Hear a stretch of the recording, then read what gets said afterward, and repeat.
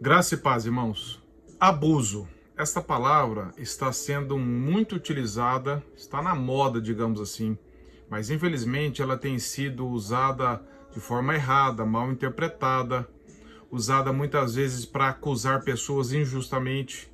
Nós precisamos de sabedoria de Deus para não acusarmos ninguém de abuso sem que isso tenha fundamento na palavra de Deus.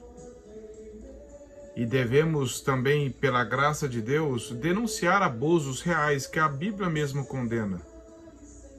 Mas o que nós não podemos é pegar um termo que está na moda, usar de forma errada, com má intenção, para prejudicar pessoas, para nos proteger, para acusar os outros e criarmos um caos na vida de alguém.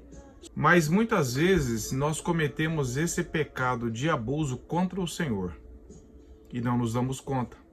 Pois eu quero ler aqui nesse comentário de Romanos, comentário bíblico reformado de Romanos, quando o autor aqui comenta o capítulo 2, verso 4, que diz que Paulo diz que é a bondade de Deus que nos leva ao arrependimento.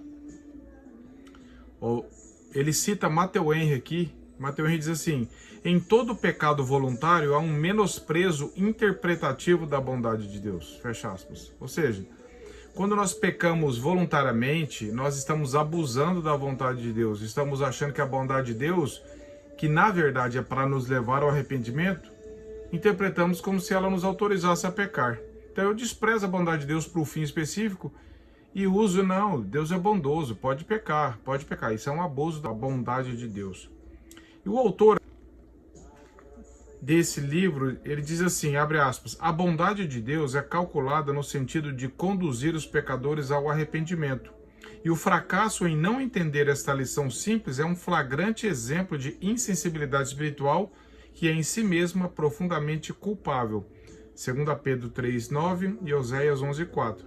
E aí ele traz uma frase de um puritano, ministro puritano, Matthew Poole, que diz assim, abre aspas, a bondade de Deus sofre abuso quando não é usada e cultivada para esse fim, fecha aspas.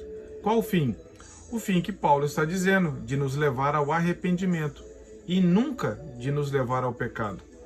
Então, quando eu e você pecamos, nos afastamos do Senhor, nos afastamos da igreja, quebramos princípios de Deus e justificamos, não, Deus é bom, eu estou abusando, porque a bondade de Deus deve me conduzir ao arrependimento diante do Senhor. Senhor, eu tenho pecado contra o Senhor, eu tenho falhado, eu tenho negligenciado a vida da igreja, a comunhão com o Senhor, tenho pecado no meu lar, tenho pecado no meu trabalho. Senhor, tem misericórdia de mim.